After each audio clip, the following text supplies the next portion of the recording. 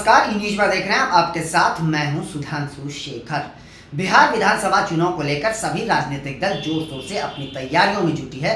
दूसरी ore India block में seat बंटवारा और सीएम चेहरा को लेकर असमंजस की स्थिति बरकरार है, लेकिन इस असमंजस की स्थिति को 15 अप्रैल तक खत्म होने की संभावनाएं जताई जा रही है, क्योंकि तेजस्वी यादव 15 अप्रैल को दिल्ली जा रहे हैं और दिल्ली में वो कांग्रेस अध्यक्ष मल्लिकार्जुन खड़गे से सीट बंटवारा और सीएम चेहरा को लेकर बैठक करेंगे, जिसमें सारी बातों पर विस्तार से चर्चा करी जाएगी। उसके बाद सब कुछ तस्वीरें साफ हो जाएगी। जानकारी के मुताबिक तेजस्वी यादव 15 अप्रैल को दिल्ली पहुंच रहे हैं और तेजस्वी यादव के साथ साथ आरजेडी के कई बड़े नेता भी इस बैठक में शामिल होंगे। साथ साथ मल्लिकार्जुन खड़गे के साथ राहुल गांधी के भी बैठक में शामिल होने की संभावना है। यानी दोनों राजनीतिक दलों के बड़े बड़े नेता इस बैठक में शामिल होंगे, जिसमें यह विस्तार रूप से चर्चा होगी कि किसे कितनी सीटें दी जाए, साथ साथ सीएम चेहरा कौन होगा। हालांकि देखिए, बिहार में विधानसभा में विपक्ष के नेता तो तेजस्वी यादव हैं, कांग्रेस बस एक सहयोगी की भूमिका में है, लेकिन कांग्रेस भी इस बार सीएम चेहरा को लेकर लगातार आरजेडी पर दबाव बना रही है, जबकि आरजेडी कह रही है कि तेजस्वी यादव ही सीएम के चेहरा होंगे और इसमें कोई दो शक नहीं है। और संभावना ज्यादातर यही है कि तेजस्वी यादव ही सीएम का चेहरा होंगे। लेकिन हाल के दिनों में राजस्थान कांग्रेस के नेता सचिन पायलट बिहार आए थे। उन्होंने यह साफ किया था कि महागठबंधन में सीएम चेहरा को लेकर जो खुलासा है वह महागठबंधन के चुनाव जीतने के बाद होगा। उन्होंने यह कहा था कि फिलहाल महागठबंधन की नजर चुनाव जीतने पर है, उसके बाद सीएम चेहरा का ऐलान किया जाएगा। तो कांग्रेस और आरजेडी के बीच सीट बंटवारों को लेकर लगातार खींचतान जारी है, लेकिन अब ये कयास लगाए जा रहे हैं कि 15 अप्रैल को इन सारी बातों का खुलासा हो पाएगा, सारी तस्वीरें साफ हो जाएगी। लेकिन अब यह देखना दिलचस्प होगा कि बैठकों में क्या कुछ सामने निकल कर आता है। आपको बताते जाऊं कि कांग्रेस और आरजेडी दोनों दलों की अगर बात करें तो दशकों से ये दोनों एक साथ मिलकर चुनाव लड़ते रहे हैं। कभी कभी गठबंधन टूटता भी रहा है। साल 2015 में अगर बिहार विधानसभा चुनाव की बात करें तो दोनों दल साथ मिलकर चुनाव लड़े थे। उस समय नीतीश कुमार भी इंडिया ब्लॉक का ही हिस्सा थे। तीनों दलों ने मिलकर चुनाव लड़ा था, जिसमें जो है महागठबंधन की प्रचंड जीत हुई थी। लेकिन उसके बाद 2019 के लोकसभा चुनाव में जो है वो आरजेडी को हार का सामना करना पड़ा था। प्रदर्शन बेहतर नहीं रहा था तीनों दलों का। उसके बाद 2020 में नीतीश कुमार एनडीए के साथ मिलकर चुनाव लड़े। लेकिन अगर आरजेडी की बात करें तो 2020 में विशेष तौर पर आरजेडी का प्रदर्शन शानदार रहा था, बिहार की सबसे बड़ी पार्टी बनकर उभरी थी। और 2015 में कांग्रेस का प्रदर्शन बेहतर रहा था। 2015 में कांग्रेस ने 47 में से 27 सीटों पर कब्जा जमाया था, जबकि 2020 के विधानसभा चुनाव में कांग्रेस ने 70 में से केवल 19 सीटों पर कब्जा जमाया था।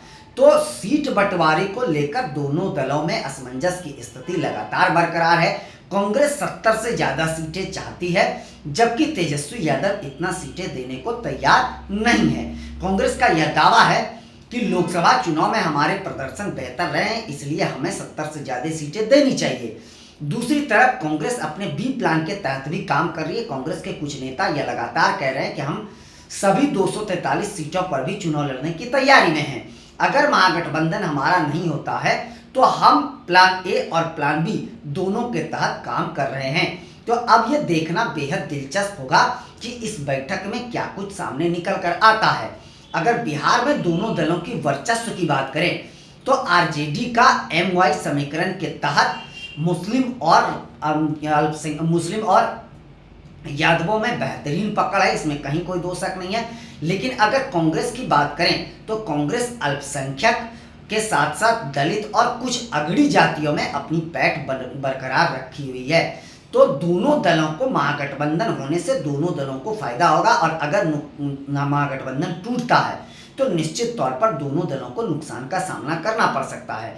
दोनों के बीच सीटों को लेकर महीनों से खींचतान चल रहा है। मैं आपको बता दूं कि कांग्रेस चाहती है कि सीएम कैंडिडेट जो है वह बिहार कांग्रेस के प्रदेश अध्यक्ष राजेश कुमार को बनाया जाए, जबकि आरजेडी अड़ी हुई है कि तेजस्वी यादव ही मुख्यमंत्री का चेहरा होंगे। आरजेडी की ओर से कुछ नेताओं का यह बयान भी सामने आया है कि महागठबंधन की बैठक हो चुकी है और तेजस्वी यादव को सीएम चेहरा बना दिया गया है, लेकिन अब तक इसकी आधिकारिक पुष्टि नहीं हो पाई है। कांग्रेस भी लगातार सीटों को लेकर आरजेडी पर दबाव बना रही है। तो 15 अप्रैल की जो यह बैठकें होगी, यह बैठक निश्चित तौर पर बिहार की राजनीति के लिए बेहद ही अहम होगा, इसमें कहीं कोई दो शक नहीं है।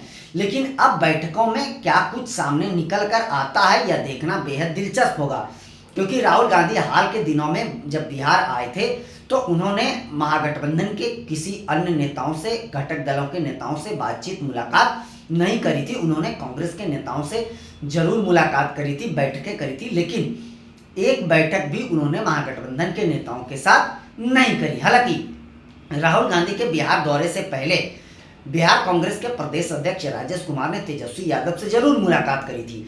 वहीं दूसरी ओर बिहार कांग्रेस के प्रभारी कृष्णा लाउरू ने दिल्ली एम्स में जाकर लालू प्रसाद यादव से मुलाकात करी थी। अब इन मुलाकातों के क्या मायने थे, मुलाकात क्यों हुई थी, इस बात का खुलासा इन दोनों ने नहीं किया। दोनों ने यही कहा कि यह एक औपचारिक मुलाकात थी। कृष्णा लाउरू ने साफ कहा कि लालू यादव से हम उनका हालचाल पूछने गए थे, जबकि राजेश कुमार ने कहा तेजस्वी यादव से बस एक औपचारिक मुलाकातें थी। लेकिन यह मुलाकातें औपचारिक नहीं थी, यह बात तो तय है। और अब इस मुलाकातों के बीच एक बड़ी खबर सामने आ रही है कि तेजस्वी यादव 15 अप्रैल को दिल्ली जा रहे हैं और वो मल्लिकार्जुन खड़गे के आवास पर सीट बंटवारों को लेकर बैठक करेंगे और बैठकों में सारी तस्वीरें साफ हो जाएगी। अब यह भी देखना दिलचस्प होगा कि क्या इस बैठक में राहुल गांधी और लालू प्रसाद यादव शामिल होते हैं या नहीं, क्योंकि लालू प्रसाद यादव इन दिनों दिल्ली में ही हैं, वह एम्स में भर्ती हैं। तो लालू यादव के भी इस बैठक में शामिल होने की संभावनाएं हैं। अब बैठकों में कौन कौन शामिल होते हैं इस बात का खुलासा तो नहीं हो पाया है, लेकिन बैठक है, इस बात की जो जानकारी हमें मिली है।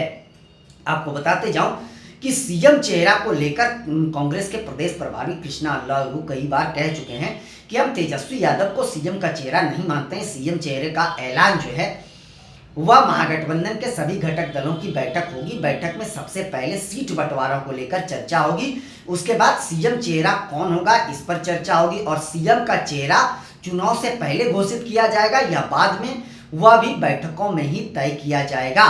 और इस बातों के बीच सचिन पायलट ने यह साफ कर दिया कि सीएम चेहरा का ऐलान महागठबंधन के चुनाव जीतने के बाद होगा। और इन सारी बयानबाजी के बीच तेजस्वी यादव की टेंशन निश्चित तौर पर बढ़ी है और अब वो टेंशन शायद खत्म होने की संभावना है 15 अप्रैल को।